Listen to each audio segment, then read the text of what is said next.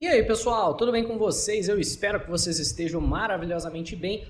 Hoje eu lhes trago a rodada de número 1 do Torneio dos Candidatos. Hoje eu vou fazer uma análise completa de todas as partidas. Eu vou fazer o meu melhor para deixar a coisa um pouquinho mais curta, para ficar legal de assistir e ao mesmo tempo educativo para você que não tem as 4, 5 horas diárias para ver o torneio na sua totalidade, beleza? Já deixa o like, se inscreve no canal porque eu vou fazer a análise de todas as rodadas, se esses vídeos forem bem. Então, vamos começar com o primeiro jogo, que é Ricardo Nakamura contra Fabiano Caruana, os dois favoritos para vencer o torneio. Fabiano Caruana, com as peças brancas, começa com E4 e o Nakamura responde com C5, a defesa siciliana. Já está interessante logo da abertura. O Fabiano joga cavalo em F3 para poder abrir o centro, depois com D4. Temos peão em D6, visando controlar a casa de E5 para poder tirar o cavalo no futuro. D4 propõe a troca de peões no centro. Peão toma, cavalo toma e cavalo em F6 pressionando o peão. Cavalo em C3 aqui defende o peão. E no quinto lance, o Nakamura surpreende, porque essa é a posição típica de uma siciliana aberta. Aqui a gente pode ir para qualquer coisa. Isso aqui pode virar Najdorf, uma Scheveningen, uma dragão. No entanto, o Nakamura joga um lance que é notoriamente ruim, na verdade. Ele joga peão em E5.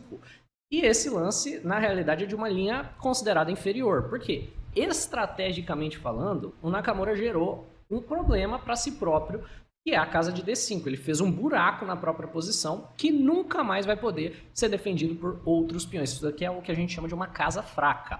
A casa de F5 também não fica muito legal, não. Essas duas casas aqui ó, estão severamente enfraquecidas. E se você prestar atenção, as duas são casas claras. Então a ideia aqui do Fabiano é bispo em B5 cheque, visando a troca dos bispos de casas claras. Se você bloqueia de bispo, as brancas estão mais do que felizes de tomar. E agora a gente pode ocupar a casa de F5 e ou ocupar a casa de D5 para todo sempre. E temos uma vantagem estratégica, né? Então, por exemplo, se o jogador de brancas quiser, ele volta o cavalo dele para a casa de E2. Aí depois, digamos, joga aqui um bispo em G5, desenvolvendo, mas visando tomar o cavalo, porque ele é um protetor natural dessa casa. E numa dessa, por exemplo, brancas podem só jogar, ó, bispo por F6, cavalo em D5 e ninguém nunca mais tira esse cavalo daqui. O jogador de brancas tem uma vantagem estratégica bem grande. Então o Nakamura cobre de cavalo, que evita a troca dos bispos, é claro, mas acaba bloqueando o bispo de qualquer jeito. Então Caruana joga cavalo em F5. Curioso é que nessa posição aqui, o Nakamura estava jogando instantaneamente. E o Fabiano, apesar de certamente conhecer a teoria na posição, começa a demorar. Por quê? Provavelmente, para um jogador do calibre do Nakamura entrar numa linha dessa é porque ele estudou. Bem, cavalo em F5 vem ameaçando o peão de D6. Essa é uma situação na qual só existe um único lance para as pretas, que é o lance peão em A6, questionando o bispo, tá? Se bispo toma cavalo, teremos uma posição taticamente muito legal. Porque se é forçado a tomar de dama, para não perder, é claro, o peão de D6, só que esse cavalo fica meio solto. Então, dependendo da situação, bispo em G5, por exemplo, como lance aqui para o jogador de brancas, e teremos cavalo toma E4. É um golpe tático porque o cavalo fica solto. E essas posições, elas são exatamente as posições que o Nakamura gosta de jogar. Brancas jogam cavalo por G7, por quê? Para não ficar material a menos, né? Bispo toma, depois cavalo toma em E4. Isso aqui é muito, muito complicado depois. Temos roque para as pretas, né? Isso daqui é uma posição a carinha do Nakamura. Então o que acontece? O Fabiano pensa uns 10 minutos nesse lance e decide voltar o bispo. E agora as pretas estão bem, porque pretas podem jogar B5, chutando o bispo. Quando ele volta, cavalo em C5, liberando o bispo de casas claras para poder tomar esse cavalo. E basicamente pretas têm uma posição sem graves problemas. É claro que ainda temos aqui a casa de D5 como uma fraqueza de longo prazo, só que não é uma fraqueza que vai te fazer perder um jogo, né? Então as brancas seguem desenvolvendo, bispo na casa de G5 ameaçando o cavalo, e temos bispo toma cavalo e peão toma bispo. Brancas têm o par de bispos e brancas têm peões dobrados. Em troca, o jogador de pretas tem esse peãozinho atrasado e uma casa fraca na casa de D5 aqui, que vai ser chatinha. Bispo em A7 é um lance natural aqui para as pretas para poder rocar. E o par de bispos que foi dado, vai ser dado de volta de maneira imediata, que é o bispo toma o cavalo ali na casa de F6 e bispo em F6. Temos agora um jogo onde esse bispo é uma peça menor, um pouco inferior do que o cavalo, por exemplo, porque a cadeia de peões das pretas está em casas escuras. No entanto, nada demais. Temos o roque por parte das brancas e o Nakamura joga um lance muito interessante. Porque se você só faz o roque, de repente o jogador de brancas vai fechar o centro com mais espaço no centro. Aí você fala, como é que ele vai fechar o centro sem peões, né? Ele vai fechar com peças. Ele planta um cavalo aqui em D5, por exemplo, e você tá com a dama para sempre amarrada na defesa do bispo. Se o bispo volta, ele sempre fica nessa ideia de cavalo toma. E de repente a posição começa a ficar muito confortável para brancas jogarem. Então o Nakamura, ele acha um lance muito legal. Ele joga o avanço, peão em E4. Porque de repente, aquela ideia de cavalo em D5, né, primeiramente pendura o peão de B2, né? Mas segundo, é muito mais difícil do jogador de brancas tomar controle da partida tendo esse bispo ativo. É um sacrifício de peão temporário para ativar o bispo de casas escuras. Você fala assim, como assim é um sacrifício de peão, né? O peão está defendido, mas esse lance é um sacrifício temporário do peão porque ele pode ser capturado. Então nós temos cavalo por E4, que é um lance que brilha aqui na posição, mas a tática é relativamente simples, né? Se cavalo toma, que é o que foi jogado, torre em 1, e agora o material vai ser recuperado imediatamente porque tem uma cravada no rei do jogador das negras. E se você tentar lidar com a cravada jogando, por exemplo, algo como dama em E7, né, você entra numa cravada muito pior, porque é bispo em D5, ameaça o cavalo uma segunda vez, ameaça a torre na casa de A8 e ameaça a torre toma cavalo prendendo a dama. Então, cavalo toma E4 é uma táticazinha legal, se livra daquele peão do jogador de pretas, deixa o jogador de pretas com o peão da dama isolado, que pode ser um problema aqui na posição. Cavalo toma, torre em 1 e pretas obviamente entregam o material de volta, simplesmente fazem o roque e depois do jogador de brancas recuperar o seu material, cai o peão de B2 e a igualdade material se restabelece aqui no tabuleiro. O Caruana joga a torre B1 incomodando o bispo, que volta para a casa de F6 tranquilo, e Caruana joga dama em D5, colocando, é claro, um pouquinho de pressão em F7, mas visando uma ideia muito legal de infiltração de dama. Esse lance aqui é excelente, inclusive, viu? Ele prepara várias coisas. Ele acaba preparando a ideia de trazer uma outra torre para casa de D1 e, por consequência, no futuro, ficar botando pressão no peão de D. Mas o Nakamura joga a torre em C8, preparando uma ideia de torre em C5 para pegar o peão. E o Nakamura aqui não viu a ideia do Caruana, que é a ideia de dama em B7. Porque esse foi um dos lances que ele gastou a maior quantidade de tempo para jogar. Aqui o Nakamura verdadeiramente pensou e jogou torre em C5 depois de quase 40 minutos. Foram 30 e poucos minutos nesse lance, trocando o peão de A pelo peão de F. Mas não é tão simples quanto isso, certo? Nessa posição, tá difícil, verdadeiramente difícil de você jogar de pretas, porque você é o jogador que vai ficar com a estrutura pior se cair o peão de A.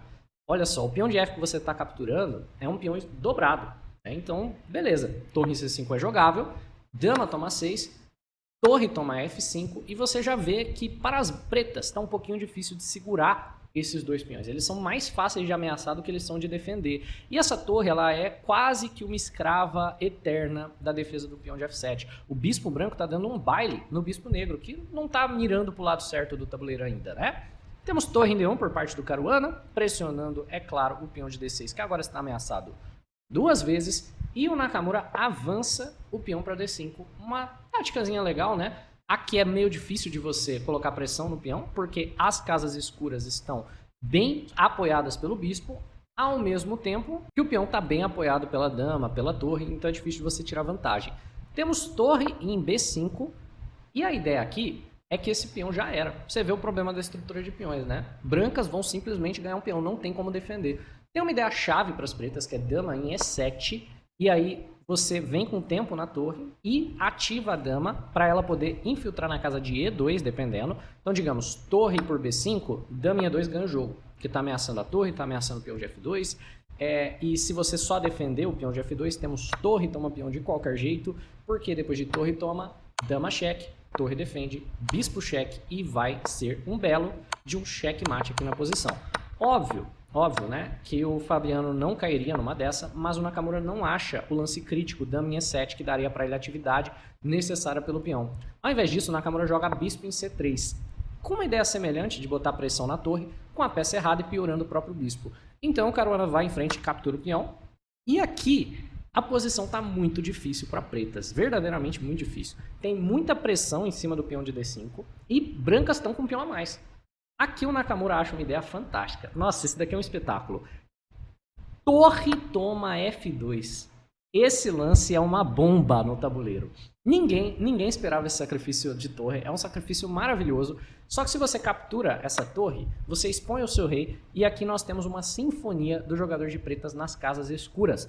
Porque o jogador de brancas tem as peças muito vidradas na ala da dama, tá do lado errado do tabuleiro, e não tem como defender o seu rei de uma entrada de dama que vai forçar praticamente um perpétuo. Teríamos rei G1, bispo cheque, e aí entregar a qualidade aqui não lhe ajuda de maneira alguma. Na realidade, pendura mate em 1 aqui na posição. Então, por exemplo, rei em H1 é praticamente forçado, e nesse ponto nós teríamos algo como bispo em E5 ameaçando checkmate. Depois de H3, temos uma bateria que força um perpétuo. Dama cheque, se rei em F2, dama cheque de novo, rei G1, né? Então esse sacrifício de torre verdadeiramente pegou o Fabiano completamente desprevenido. O Fabiano analisou a posição por algum tempo e decidiu, é claro, que a melhor coisa era não tomar a torre, que levaria um empate forçado. Ao invés disso, ele capturou o peão de D5 com o tempo na dama, e a dama entra na casa de H4 da mesma maneira. E aqui, o Fabiano jogou com muita calma, muita cautela. Ele joga o lance muito tranquilo também, dama em D3, tocando o bispo, e se o bispo volta, por exemplo, para a casa de F6, digamos, né? Talvez as brancas consigam algo como dama em G3, e se houver, é claro, uma troca de damas aqui na posição, o jogador de brancas fica numa posição melhor. Então era mais ou menos isso que o Fabiano queria. Por quê? Porque o ataque das pretas para de funcionar, né? Então, por exemplo, dama toma, peão toma, torre em E2, e brancas tem esse peãozinho correndo. Aqui o jogador de brancas poderia jogar algo como torre em D7 e deixar essa torre para sempre escrava da defesa de F7, e o peão corre. E a posição ela fica muito difícil de segurar para o jogador de pretas. No entanto, o Nakamura joga um lance espetacular também, né? Ele não vai voltar o bispo, né, que está ameaçado. Ele volta a torre. E ele deixa o bispo pendurado. Por que é que ele deixou o bispo pendurado? Checkmate, né? Se dama por bispo, dama em F2. E temos o checkmate da última fileira. Lindo, lindo, lindo. Só que o torre em F6 é muito legal também, porque evita as ideias de troca de damas. Ao mesmo tempo, é claro que ele leva a torre, que foi sacrificada, em segurança. Então a torre foi lá, tomou um peão e foi de volta. Muito bom, muito bem jogado por parte do Nakamura. Temos o G3, né? Porque ó, o bispo está ameaçado. E se a dama estiver ameaçada também, agora ou você salva a dama ou você salva o bispo. O único lance é dama em B4. E essa posição aqui, ó, ela é dificinha de executar para as brancas. Brancas têm uma vantagem, mas não é simples. Por quê? Parece que você consegue ganhar o bispo, né? Se você ameaçar a dama. Então algo como torre em B5 pode parecer o melhor lance da posição, só que dama em G4. A geometria funciona a favor das negras. Se você tomar o bispo, cai a sua torre.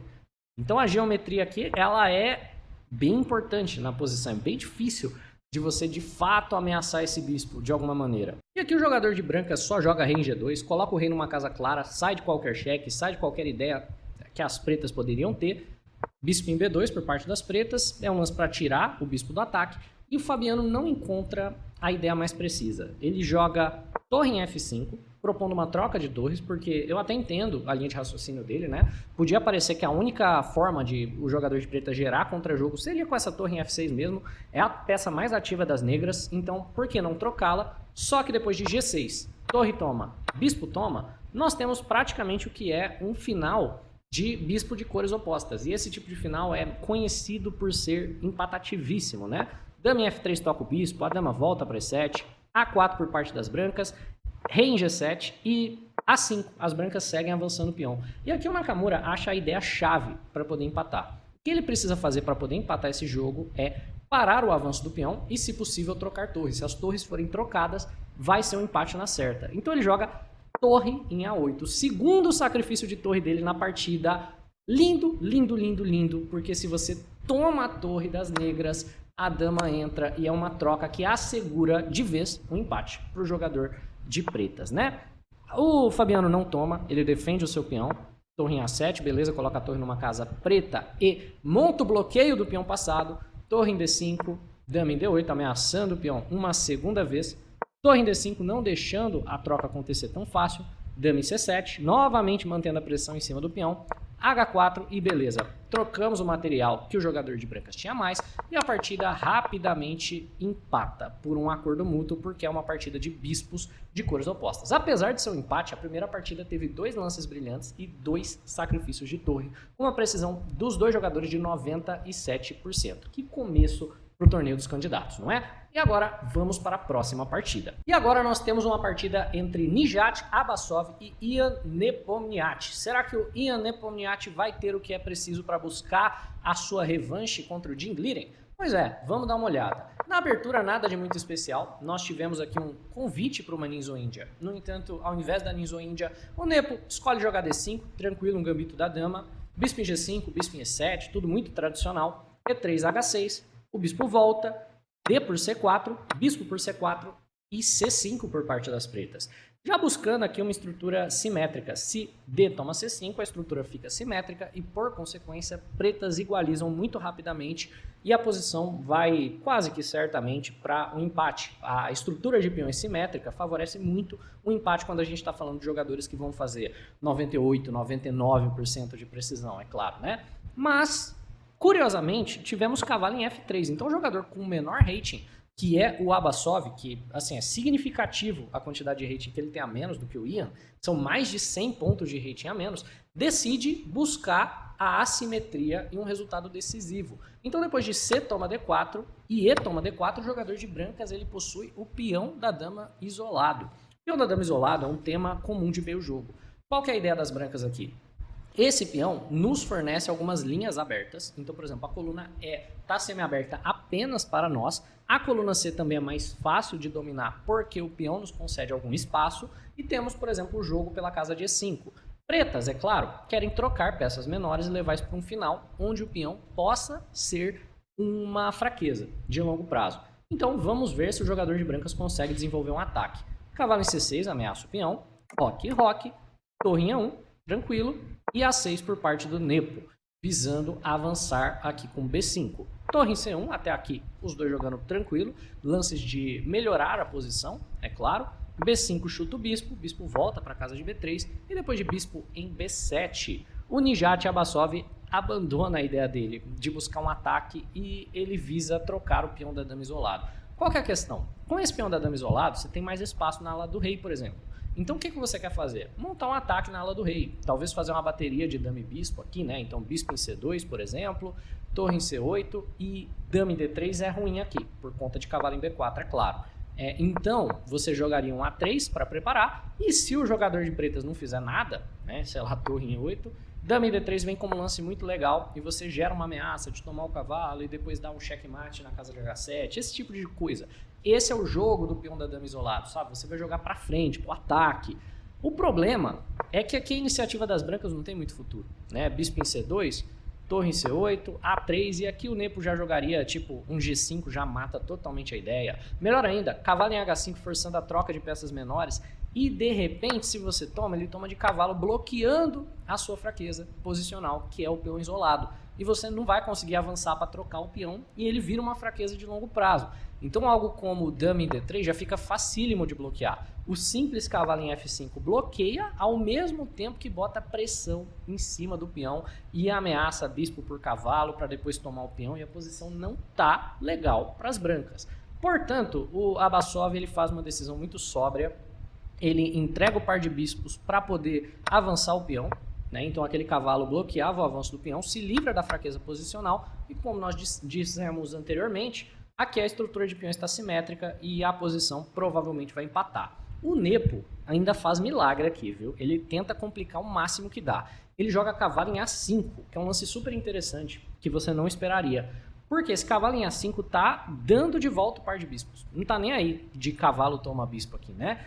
Por quê? Porque ele gera uma ameaça em cima do bispo de B3. E se cavalo toma bispo, que é o que foi jogado, dama retoma. E a dama está ameaçando o peão de B2, o bispo está ameaçando o cavalo e o cavalo está ameaçando tomar o bispo aqui com dano estrutural, né? Só que o Abbasov encontra um lance defensivo maravilhoso. Ele joga dama em D4, liquida tudo. Eu vou jogar com a pior estrutura de peões do mundo, né? Então, por exemplo, se você jogar cavalo por B3, dama por dama, óbvio que aqui não, né? Dama por dama, peão toma, bispo por cavalo, né? Peão toma e bispo por cavalo, nós teríamos essa estrutura de peões para as brancas. E como o Tarrashi já disse uma vez, e eu repito, final de torre, todo final de torre é empatado, né? Esse daqui é um ditado bem famoso do Tarrashi que diz que esse tipo de peão dobrado, estrutura, não importa tanto. Se o material tá igual e um final de duas torres, provavelmente vai empatar. E aqui é a mesma coisa, né? Então, o Nepo não vai para essa ideia. Ele joga dama toma d4,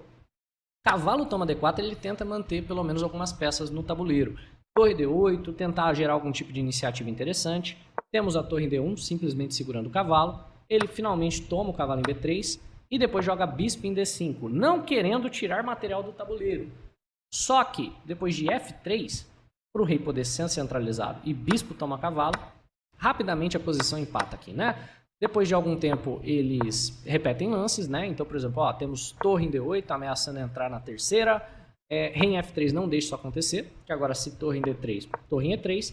E rapidamente eles repetem lances aqui e a posição empata. E Abbasov, que era um jogador que todo mundo estava esperando que fosse perder para o Nepo, principalmente porque o Nepo tem ganhado aí os últimos torneios dos candidatos que ele participou, ele é leão de torneio dos candidatos, na realidade faz 98 de precisão e consegue empatar contra um dos claros favoritos do torneio. O Abbasov não é o tipo de jogador que vai ganhar o torneio, ele não é, mas ele certamente vai impactar. Ele é aquele tipo de jogador que ele vai tirar uma vitóriazinha que é muito importante, ou do Caruana, ou do Nakamura, ou do Nepo, e aí ele vai acabar impactando severamente o resultado do torneio. Vai ser aquele tipo de jogo que ele é a zebra, sabe? Você não espera que ele ganhe, mas ele vai lá e vai tirar um joguinho, porque ele tá jogando bem. Então, agora vamos à terceira partida do torneio. As próximas partidas têm aberturas interessantíssimas, e aqui a gente vê como a próxima geração vai jogar xadrez. O jogador de brancas aqui, que é o Gukesh, que muita gente adora assistir jogar, começa com D4 e o Vidit, que é contemporâneo dele, também é indiano, joga D5. Temos peão C4, gambito da dama, peão em E6, gambito recusado, cavalo em C3 e C5 jogado pelo Vidit. Esse C5 caracteriza a defesa Tarrashi e ela é bem pouco jogada, mas a ideia é muito similar ao que a gente viu no último jogo. Pretas querem jogar com o peão da dama isolado. Então a ideia é que se a gente troca tudo aqui, por exemplo, o jogador de pretas tem esse peão isolado no centro do tabuleiro, que acaba dando para ele uma quantidade grande de espaço e iniciativa, contanto que peças menores se mantenham no tabuleiro. No entanto, se as peças forem trocadas, aí o jogador que vai ter a vantagem vai ser o jogador de brancas, porque está jogando contra um peão isolado. Então aqui, por exemplo, brancas podem jogar lance simples, né? Bispo em F4 apenas desenvolvendo, bispo toma C5, e o jogador de brancas quer trocar peças menores e pretas querem utilizar de toda a influência desse peão para lançar um ataque ala do rei. O Gukesh joga E3, então ele nega essa ideia e ele assume um bispo mau aqui na posição. Cavalo em F6 desenvolve, cavalo em F3 e os dois só mantendo a tensão central. Cavalo em C6 por parte das pretas, tranquilo, e o Gukesh joga A3, que pode parecer um lance super esquisito, mas é um lance que prepara para romper a tensão. Você já vai entender o motivo do lance, né? Prepara uma expansão central. E as pretas fazem a mesma coisa, jogam o A6. D toma peão de C5 e aqui você entende o porquê do A3. Quando o adversário retoma, a gente utiliza desse bispo mal posicionado para ganhar espaço jogando B4 e agora o bispo precisa recuar. E o bispo recua para a casa de D6, mantendo ainda alguma atividade. E tem bastante pressão das brancas em cima do peão de D5. Nós podemos, é claro, capturar o peão, e aí o jogador de negras novamente vai jogar com aquela ideia do peão isolado. Ó, note, o peão não tá caindo, viu? Parece que ele tá caindo, mas não tá. Se você jogar cavalo toma, temos cavalo toma por parte das pretas, e se você tomar de dama, você perde a dama por conta do cheque descoberto, beleza? Então, não pense que o peão tá caindo, mas ainda assim é interessante a gente capturar uma vez só para definir a estrutura. O que o Gukesh joga aqui é aquela clara ideia que você vê os caras preparando com a engine. Eu não vejo nenhum ser humano jogando isso assim, vendo a posição como tá agora, olhando para a posição e jogando esse lance. Mas o Gukesh joga torre A2. Pô, esse lance é muito legal. É claramente uma ideia de engine, mas é para botar pressão na coluna D e para pressionar o peão isolado, né? Então, ó, se o jogador de pretas captura o peão, ao invés da gente tomar de volta, nós vamos jogar torre em D2 e vamos gerar uma cravada absurda em cima dessa dama e ter uma pressão eterna na coluna D aqui na posição. Então o jogador de pretas não toma, ele joga cavalo em E5, propondo uma troca de cavalos, torre em D2, como nós já havíamos discutido, e quando o cavalo toma cavalo, ao invés da gente jogar o natural, né, claro, tomar de dama aqui para não danificar a estrutura de peões, o Gukesh toma de peão para não aliviar a pressão na coluna D, e ele está ameaçando ganhar um peão, e você vai fazer o quê? Eu estou atacando esse peão 1, 2, 3, 4 vezes, e você não tem uma boa maneira de lidar com isso. Ou será que tem? O Vidit percebe que a estrutura de peões não tá bacana para as brancas aqui na ala do rei. Brancas não tem muita segurança de rei e não tem para onde rocar. Então ele vai lá e faz o rock e sacrifica o peão. Por quê? Se a gente começa a trocar peões do centro, de repente quem tá com o rei aberto é você. Mas não é tão simples. Esse é um sacrifício de peão que você tem que ter muito sangue frio para fazer, tá? Porque depois de C toma D5, por exemplo, né? A ideia não é tomar de volta e abrir o centro por conta de toda a pressão na coluna D. A ideia seria você avançar o peão e depois tentar atacar esse rei pelos flancos aqui. É difícil de executar, mas é a ideia que o Vidit viu. Nós temos aqui por parte do Gukesh bispo em B2, ele ficou com medo de aceitar o gambito que foi jogado pelo Vidit, e nós temos A5. Olha a ideia que a gente havia discutido. O rei das negras, perdão, o rei das brancas não está tão bem colocado. Se a gente começa a trocar peões aqui, os flancos começam a se abrir, esse rei ele tá meio ruim aqui, né? Então, por exemplo, o jogador de pretas, é claro, não pode tomar o peão do C4, né? Tá fora dos limites por conta da coluna D.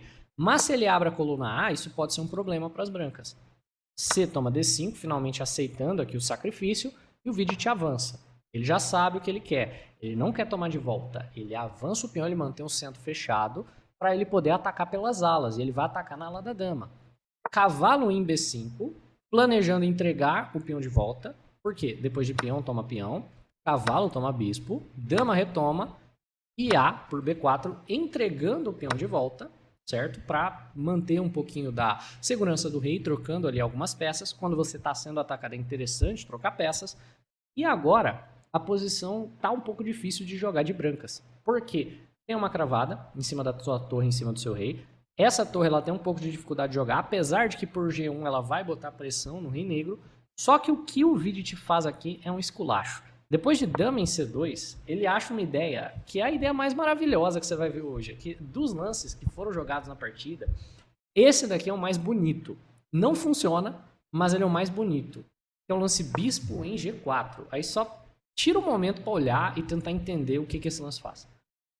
Tipo, de verdade, pausa o vídeo, monta num tabuleiro se foi. Olha, o que exatamente o jogador de pretas quer com esse lance? É um lance que parece totalmente à toa, né? Parece aleatório até.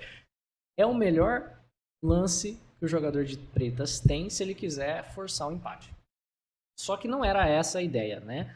O bispo em G4 é um lance que força algo. Por quê? Porque ele está gerando uma ameaça em cima do peão de F3.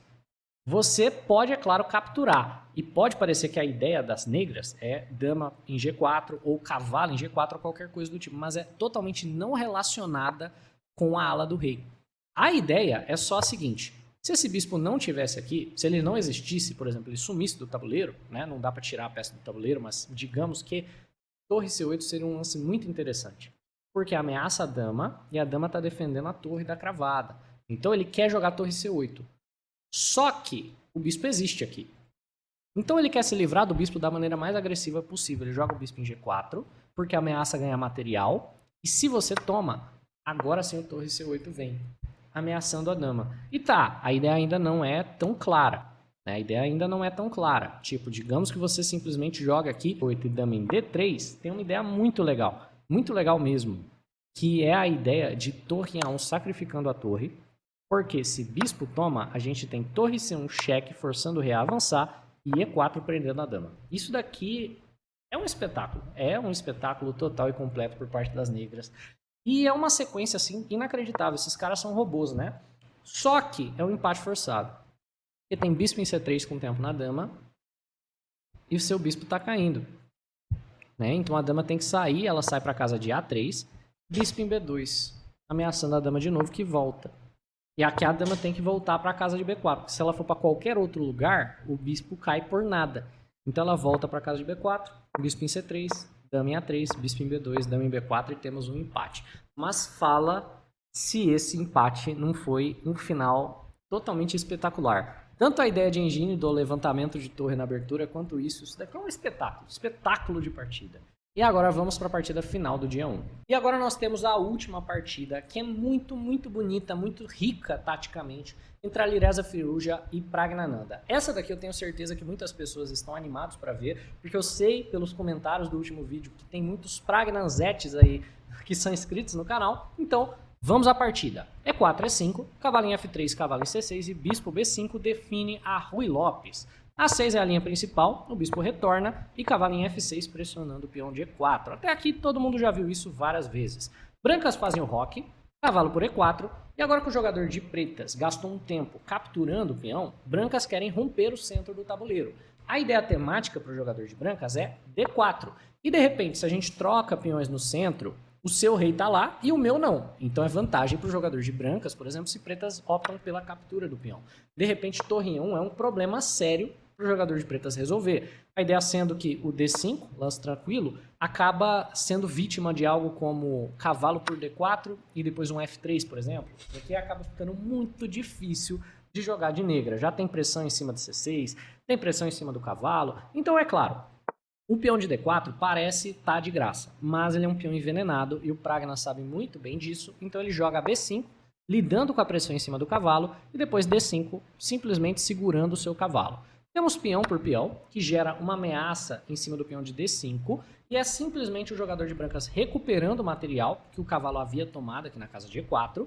Bispo em E6 segura o peão de D5 e C3 é um lance multipropósito. Ó. Impede avanços de peão, impede avanços de cavalo e também permite o bispo a recuar para ficar na diagonal correta se necessário for. Temos o bispo em E7 e é justamente o que as brancas fazem. Bispo em C2 pressionando o cavalo. Só que agora que acabou a pressão em cima do peão de D5, as pretas também melhoram seu bispo, trazendo ele para G4. E essa é uma posição um pouco chata de jogar de brancas, porque essa cravadinha no cavalo é meio dificinho de você lidar, para te falar a verdade, né? O lance mais natural, cavalo em D2, acaba sendo vítima de cavalo por cavalo. Aí agora, se você tomar de dama, bispo toma dobrando os peões na frente do seu rei. Se você tomar de bispo, você não tem nenhuma maneira muito clara de lidar com a cravada sem comprometer com H3, G4, né? Cavalo toma E5 já é uma ameaça imediata em cima do cavalo. Então, brancas aqui jogam um lance super de engine, né? Isso aqui foi certamente preparação, até porque ele joga instantaneamente. É um lance que você jamais veria sendo jogado, né? Se não fosse a era dos engines. Dama em 1. Ele deixa tomar o cavalo e dobrar os peões na frente do rei dele, não tá nem aí. Isso daqui me lembra muito uma partida entre o Petrosian e o Samuel Reshevsky, no qual o Reshevsky fez uma coisa muito similar, apesar de não ter sido na abertura. E a ideia é clara, se você tomar o meu cavalo, você tá me ajudando a montar um ataque, porque esse peão que não participaria do jogo, agora é na realidade uma peça forte do meu ataque. Olha só, o cavalo volta e eu tenho alguma iniciativa com F4, F5. Então, por exemplo, eu posso jogar B4 ganhando espaço no cavalo. Aí depois eu posso jogar F4, F5 e eu tenho um peão central a mais do que você. É uma ideia muito interessante. O Pragna não captura o cavalo, não imediatamente pelo menos, ele volta o cavalo para C5. Cavalo em D2 aparentemente lidando com a cravada. E cavalo em E6 melhorando o cavalo das negras, buscando casas como F4 aqui no futuro. Só que agora o Alireza joga rei em H1, que é um lance assim, absurdo, né? Pô, é a abertura, era para você estar desenvolvendo peças.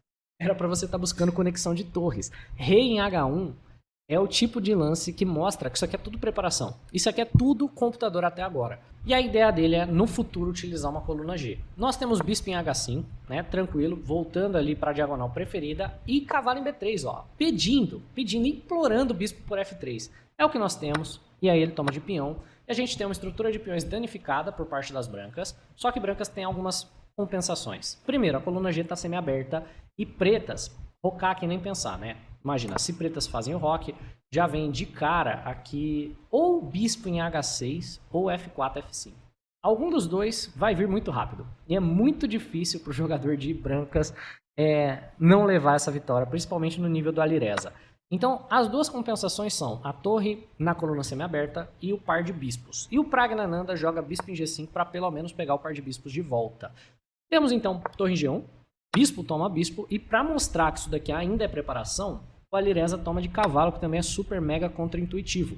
Por que é que ele toma de cavalo, né? Por que não tomar de torre? A ideia é que cavalo aqui na casa de D3 apoia os peões a subirem. E agora, eu quero que você ignore o fato de que a gente tem uma avaliação do computador super fácil aqui, do lado do tabuleiro. Eu quero que você olhe para essa posição nua e crua mesmo.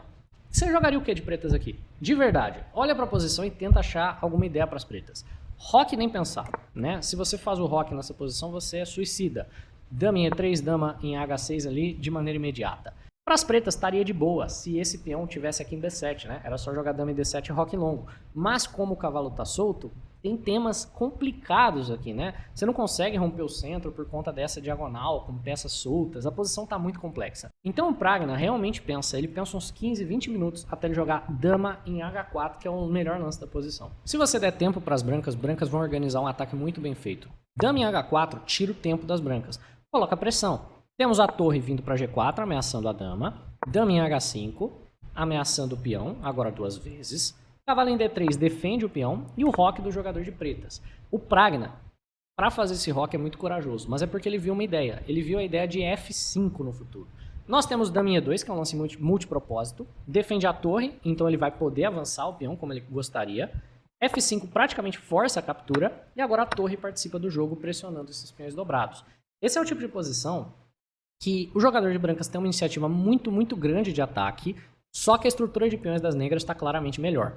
E de repente, com essa ideia de torre em F6, ele questiona quem é que está atacando quem. Porque torre em H6 é muito fácil, né? Aqui, ameaçando o checkmate. E você olha para esse tipo de posição, é muito difícil de você jogar. É claro, o lance que mais chama atenção aqui agora é torre G1. Né? E esse torre G1 é um lance que verdadeiramente chama muita atenção. Só que agora, por exemplo, torre em H8, e a posição não é tão clara. Os dois jogadores estão colocando pressão no reino do outro. Na realidade, o que o Alireza joga mesmo é o F4. E esse F4 parece pendurar um peão, porque a torre está cravada. Então, talvez se cavalo tome, torre toma, né? Você não poderia tomar de volta. O problema tático é torre por G7, ganhando a dama, né? Então, o F4 é um lance que gera um monte de táticas. A posição fica muito, muito rica em táticas daqui em diante, por conta dessa dama solta. Então Pragna joga a torre em H6, ameaçando o checkmate, resolvendo logo o problema. Isso força o F3, é claro que defende o peão de H2, mas também acaba com qualquer tática de descoberta ali em cima da dama. Torre em F8 pressionando o peão e dama em F2, passando a dama aqui para G3 no futuro, com ideias de torre G1 e fazer aquela empilhada tripla, né, lendária aqui na posição. Não chega a ser um canhão de Alekhine, porque eu acho que o canhão de Alekhine tem que ser com a dama por trás, não tenho certeza. Mas vira, sei lá, um sanduíche de dama, com as torres como os pães ali na posição. Certamente interessante, né? Torre em F6, tranquilo. Dama, torre em E1, pressionando o cavalo. Dama volta para F7, pressionando o peão. E nós temos dama em G3, defendendo o peão. Mas isso daqui é um absurdo de difícil de jogar e a barrinha sempre dizendo que está empatada, é muito frustrante, né? Preta joga um torre em H5. Preparando para passar a outra torre ali para a casa de H6, que é muito interessante. E brancas jogam um lance legal, A4, ó, cutucando a cadeia de peões do outro lado do tabuleiro. Claro que você não quer capturar aquele peão de A4, isso dá muita atividade para o bispo, que até então não está participando tão ativamente da partida, mas ele está gerando uma iniciativa do outro lado do tabuleiro. A festa está rolando de cá, mas de repente, se peças demais forem trocadas, brancas têm jogo na ala da dama mais fácil do que as pretas. Temos a torre de F vindo para H6, e torre em E2. Então, ó, temos uma pressão absurda no peão de H2, que agora está defendido, e uma pressão absurda no peão de G7, que agora está defendido também. Torre em E2 e essa manobrinha é interessante porque a dama vai jogar por trás da torre. Então, depois de torre em H3 com tempo na dama, o Alireza acha uma ideia muito legal. Essa é uma ideia chave, maravilhosa, que acaba definindo a partida. Dama em E1.